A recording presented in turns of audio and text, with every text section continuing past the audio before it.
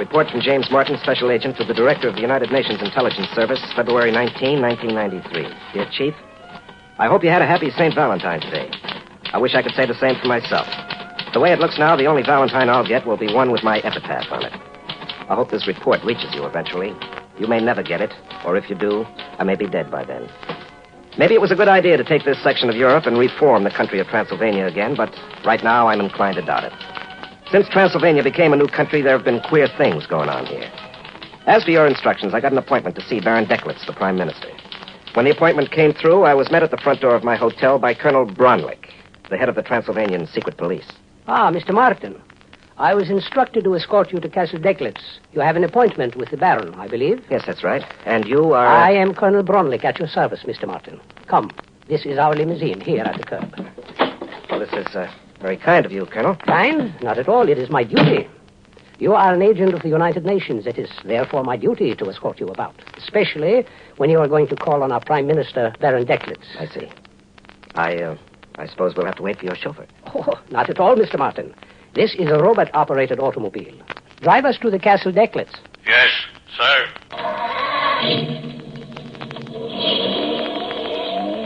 Well, Mr. Martin, do we not have all the modern conveniences here in Transylvania? Oh, yes, very modern. You'll have telephones next.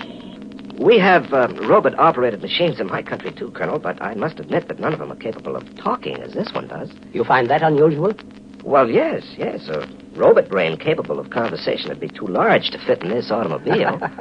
The brain is not in this car, Mr. Martin. This vehicle is guided by remote control. The actual brain of the robot is in an underground chamber beneath the Castle Declitz. Oh? Yes. The Baron's castle may look on the outside as though it were 1,000 years old, but the equipment within is quite modern. Well, I have to admit that it's pretty convenient to have robot-operated remote-controlled transportation. All of the Baron's transportation works this way. His cars, his aircraft, his boats, everything. Sounds as though Baron Declitz runs the whole country by remote control. With a robot like that around, it's a wonder he needs any human helpers. Mr. Martin, I will thank you not to criticize the government of Transylvania. Sorry, I didn't mean to offend. After all, I am supposed to be a diplomat. You might try harder, Mr. Martin. Why is the car slowing down, Colonel? Do you see the portcullis? That heavy steel grate that closes the entrance? That, too, is controlled by the robot brain. The Baron certainly seems to be well guarded. Very well guarded, indeed, Mr. Martin. It is difficult for anyone to get into Castle Declitz. It is even more difficult to get out.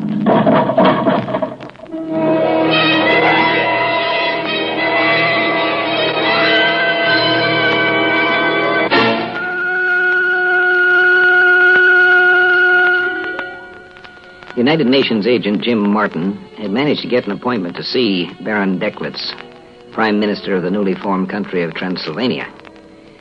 But now that he had gotten inside the Baron's castle, he was beginning to see what was wrong with the new country, because the castle itself was nothing more nor less than a huge robot. He had managed to get inside a robot. That castle was a real nightmare. There were hidden television cameras everywhere, and they all relayed everything they saw to that big brain in the cellar. No matter where a man might go in that castle, he was never out of the sight of those robotic eyes.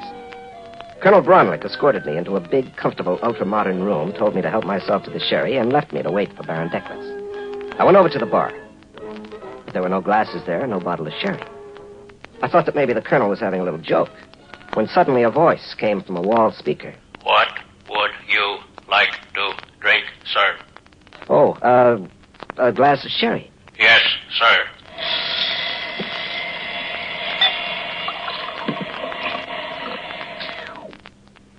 Your sherry, sir. A panel slid open in the wall, and a glass of sherry came out. Good evening, Mr. Martin. No. Don't bother to rise. Sit down. Now, how may I help you? Good evening, Your Excellency.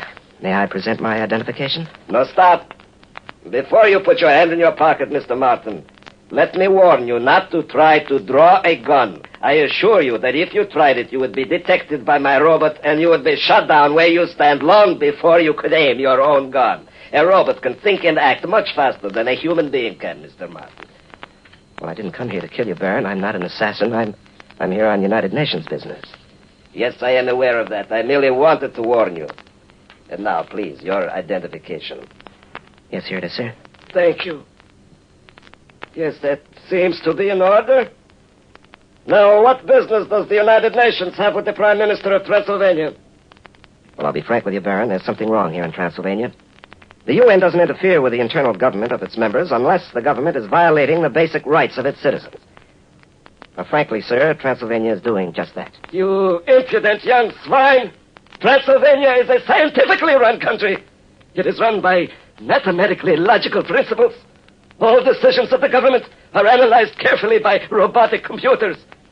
Well, yes, but... You think I make the policy for the country? No!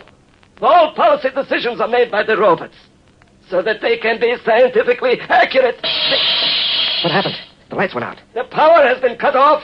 Someone... Oh, Martin, you shot me. You cut off the power so my robot could not operate. Baron. I will get you, Martin.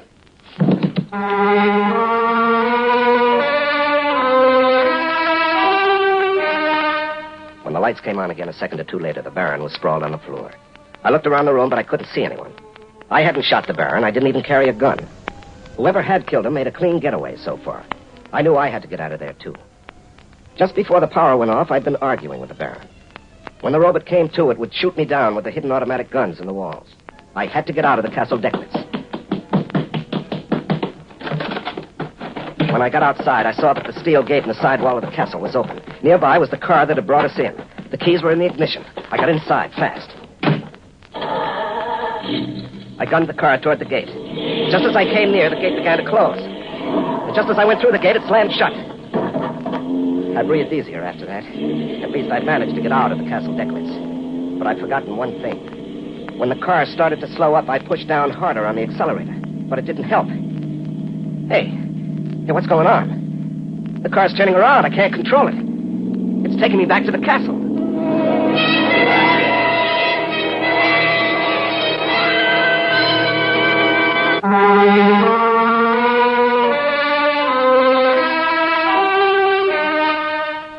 A machine, no matter how complex and intelligent it may appear, is still a machine. And the trouble with a machine is that once it's set to do a particular job, it doesn't do any good to argue with it. The only way to stop it is to shut it off or wreck it. Jim Martin was in no position to do either. It was kind of like being in an automatic elevator with the controls stuck. It was going where it was going, and there wasn't anything you could do about it. I knew I'd have to get out of that car. It wasn't going very fast yet, so I decided to jump before it got up too much speed. I rolled across the road. It shook me up a little to jump out of a moving car, but I wasn't hurt. I got up, brushed off the dirt, and started down the road toward the city. It was about 5 miles away through the thick forest and about 6 miles by road. I decided to follow the road. I didn't want to get lost. I'd been walking about 10 minutes when I heard a noise. It was a helicopter coming from the direction of the castle. I got off the road fast and hid under a tree. It was dark, and even with the moon shining, it would have been hard for a human being to spot me from the air. But the television eyes of that helicopter were sharper than human eyes. The robot saw me. You must come back to the castle, sir. Not me, Buster. The helicopter will land. You will get in. The moon lit up the helicopter pretty well. I could see the snouts of the mounted machine guns pointing at me, but I didn't care. I figured that going back to the castle would be certain death anyway. I jumped behind the tree and then dived under a nearby bush and started crawling. Where are you? You must come back. I just lay flat and kept quiet. And then I heard another sound on the road. There was a car coming. Robert, this is Colonel Bronlick.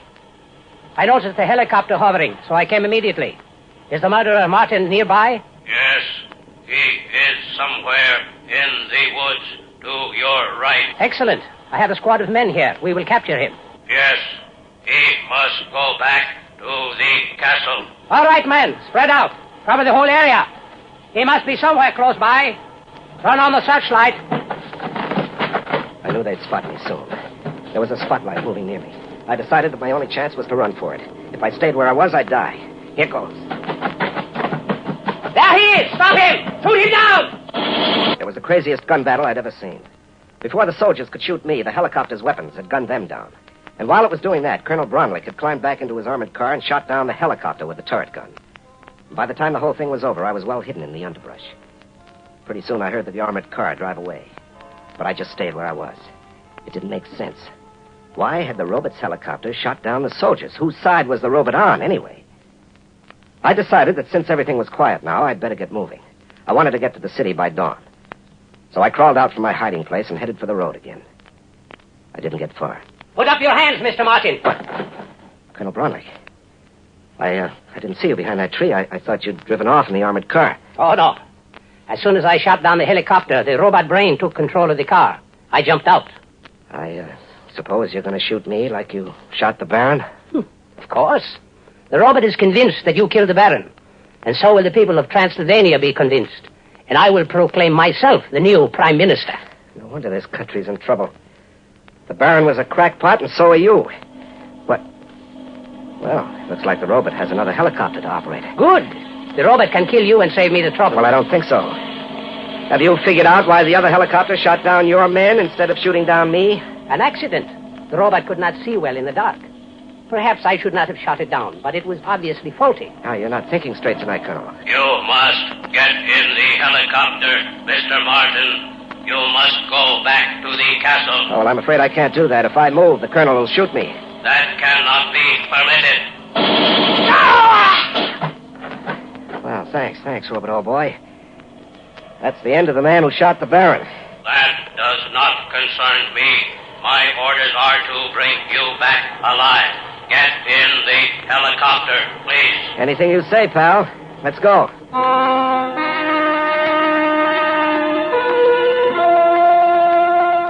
The helicopter took me back to the Castle Decklitz. When it landed in the courtyard, the robot had more orders for me. Go into the main hall. The Baron wants you. I walked back to the room where the Baron had been shot. My hunch had been right. The Baron, stubborn old cuss, had refused to believe that he was dying. He wanted to teach me a lesson. So he'd given the robot orders to bring me back alive. Alive.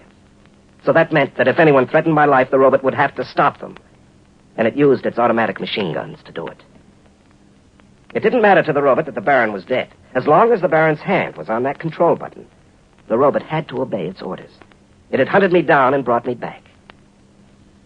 I walked over to the control panel and talked into the microphone. Robot, you will obey my orders now. Yes, sir. Very well.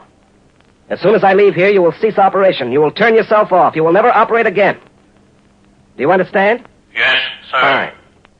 Now I'm going to go out and take one of the Baron's cars. He won't need it.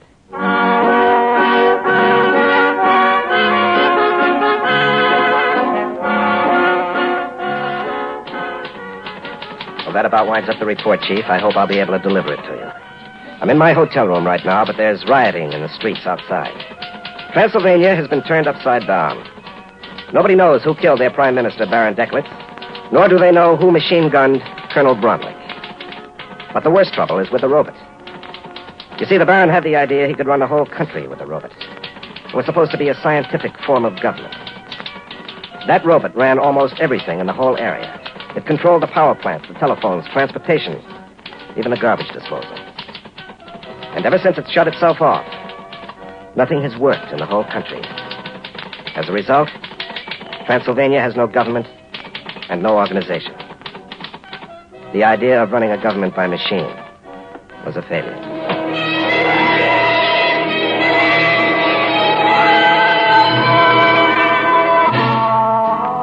All of us as American citizens believe in our inherent liberties and freedoms, such as the freedom for educational, social, and economic opportunity. Our American system of education is the first stimulate our thought or opinion. But we must always be alert to the fact that with this freedom comes a responsibility.